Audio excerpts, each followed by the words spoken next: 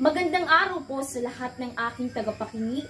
Narito ako ngayon upang itampok sa inyo ang kalagayan ng ating wika sa kasalukuyang panahon. Napakarami ng wikang nakapapaloob sa bansang Pilipinas. Nariyan ang Tagalog at marami pang iba. Pero iisa lamang ang ating wikang pambansa at ito ay ang wikang Pilipino. Sa paglipas ng panahon, maraming pagbabago sa wikang Pilipino. Wika. Ano nga ba ang kailangan sa kasalukuyang panahon? Ano nga ba ang kahalagahan sa wika sa ngayon? Alam pa ba natin iyon?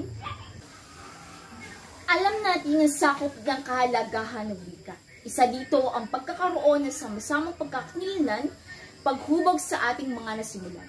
Maraming pagbabagong pangyayari sa pagdating ng mas maraming teknolohiya na siyang nasasakop din ng iba't ibang mga wika katulad ng Ingles na siyang nakakasanayan at madalas na ginagamit nating mga Pilipino. Ang wikang Filipino ay ginagamit natin tungo sa pambansang kaunlaran.